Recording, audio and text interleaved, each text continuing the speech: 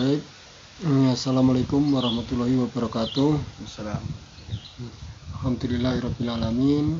Wassalatu wassalamu ala asrafil anbiya'i wal mursalin sayyidina wa maulana Muhammadin wa ala alihi wa sahbihi ajma'in, amma ba'du.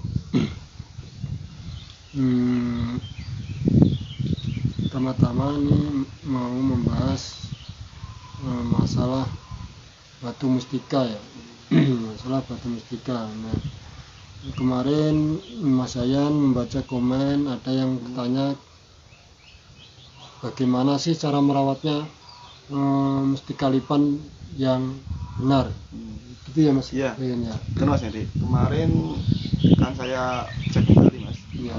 Live chat selama kita live di lokasi tempat mistis. Iya. Terutama di Surabaya itu loh Mas. Kan Iya. kemarin kan dapat lipan Mas ya. Kemarin kan. Iya. Ada beberapa ada yang WA juga mau tanya bagaimana sih Mas gini Mas, saya punya di rumah nih batu lipan gitu loh Mas ya, mau tanya masalah perawatannya bagaimana kan gitu. Mungkin Mas Hendy lah mungkin bisa menjelaskan lebih detail ya. Iya. Perawatan. Untuk perawatannya gini ya, sebuah batu mustika itu harus ibaratnya harus ekstra, harus menyelaraskan dengan energi yang ada pada diri kita ya, sang pemilik.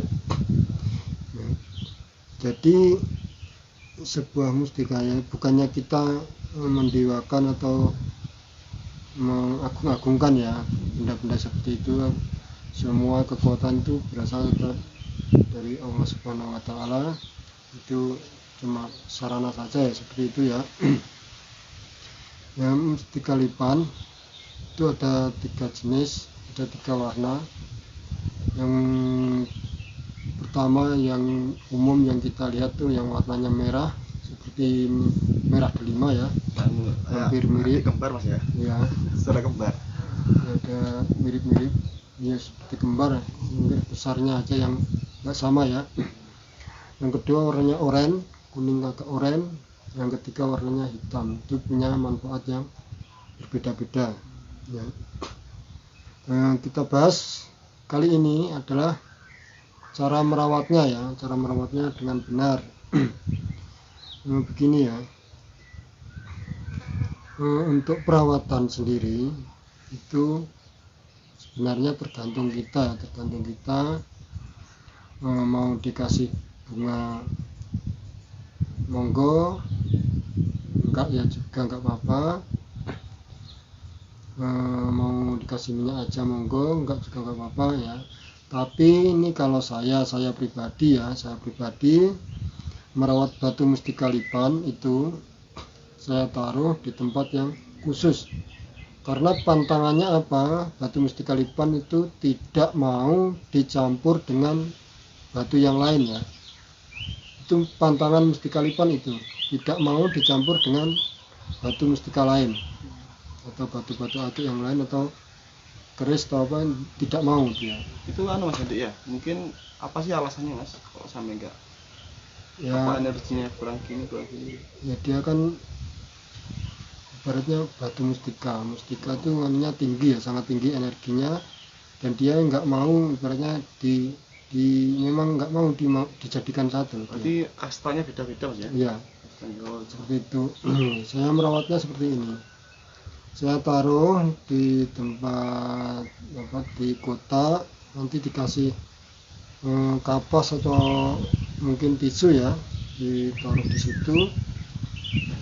Saya kasih itu ketan hitam ya. Saya kasih ketan hitam ya, contohnya nanti seperti ini ya. Seperti ini contohnya, kasih ketan hitam dan kita tutup. Nah, bagaimana cara memberi minyaknya ya? Saya pakai minyak saffron ya, saffron merah. Saya teteskan 3 kali. Di sini saya tetes, tapi waktu meneteskan kita angkat dari wadahnya, kita teteskan 3 kali itu di malam Selasa Kliwon, di malam Jumat Kliwon, dan yang lebih penting lagi itu malam weton kita ya, biar cepat selaras dengan kita. Nah ini yang jarang orang tahu, penyelarasan itu gimana ya, seperti itu ya. Yang waktu memberi minyaknya utamakan ya malam weton kita ya, malam weton kita agar cepat menyatu dengan diri kita. Itu 3 tetes sudah cukup ya, itu buatannya. Habis itu kita diamkan dulu sekitar berapa menit atau berapa jam, terus lalu kita bersihkan dengan tisu, kita masukkan kembali, kita tutup kembali ya. Itu cara perawatannya. Dan saya biasanya saya kasihkan ya di bekas-bekas kotak handphone atau bekas kotak jam, itu enak bukannya ya. Kalau yang terbaik itu apa mas? Pakai kotaknya pakai kotak kayu, besi atau apa yang terbaiknya mas? Nah, kalau bisa mas menaruh benda-benda seperti mustika jangan sampai pakai logam ya mas. Menaruhnya jangan di tempat yang berunsur logam, di kertas saja ya. Monggo terserah kertas apa aja, yang penting kalau bisa itu jangan sampai di yang ada unsurnya logam, itu ya mas ya. Jadi mas ya, jadi teman-teman ya bisa nanti untuk mustika libannya bisa ditaruh di tempat yang lunak gitu mas ya, yang empuk gitu ya, jangan sampai ada unsur logam gitu. Di bawahnya ada ditaruh kapas ya, nanti contohnya seperti ini kapas. Nah, nanti kasih ketan hitam secukupnya ya. Nanti habis diminyaki, kalau bisa itu ketan hitamnya diganti, tiap mau minyaki habis diminyaki ketan hitamnya diganti ya. Ya, jangan lupa yang paling penting waktu minyak itu waktu malam weton kita itu mempercepat penyelarasan energi batu mustika liban dengan diri kita. Jadi jangan sampai salah ya, itu yang paling penting untuk penyelarasannya. Lalu mas, kan kalau liban kan ada 3 jenis mas ya? Ya. Merah, kuning, sama hitam mas ya? Merah, oranye, sama hitam. Okay. Ya. Itu dari ketiga itu perawatnya sama atau beda-beda mas? Perawatannya sama. Sama ya. Sama, fungsinya ya beda-beda ya. Kalau hitam tuh biasanya untuk seperti kayak penglarisan, kerejekian. Kalau yang oranye itu kayak perlindungan, dan kalau merah itu untuk menambah apa? Penglihatan. Ya. Insting mas ya. Insting kita. Ya. Menambah insting kita. Bisa bahkan itu bisa menembus alam gaib. Biar kita tidak bisa indera keenam. Biasanya kalau punya mustika liban itu bisa melihat alam gaib dengan sendirinya ya.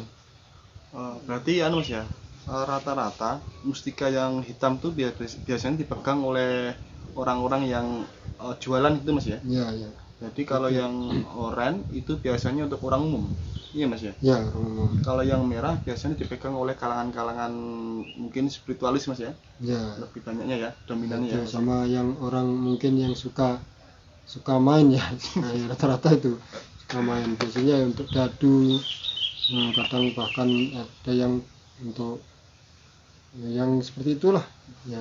Karena memang kalau sudah perawatannya bagus, menyatu, itu memang tembus pandang ya. Bisa kelihatan barang yang tertutup, bisa melihat barang yang tertutup, itu mustika liban. Dan ketiganya itu memang punya ciri-ciri seperti itu ya, menambah insting ya. Tiganya sama, tapi yang paling dominan, yang paling kuat itu merah, untuk menambah insting, bisa menembus sesuatu yang tidak terlihat dalam kotak.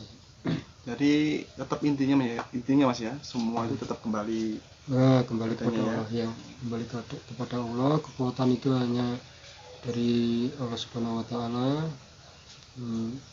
Batu mustika dan benda-benda virtual lainnya itu cuma sarana saja ya. Jangan sampai kita mendewa-dewakan hal-hal seperti itu, karena sesuatu itu kalau Allah tidak meridhoi ya tidak mungkin terjadi. Iya. Gitu ya.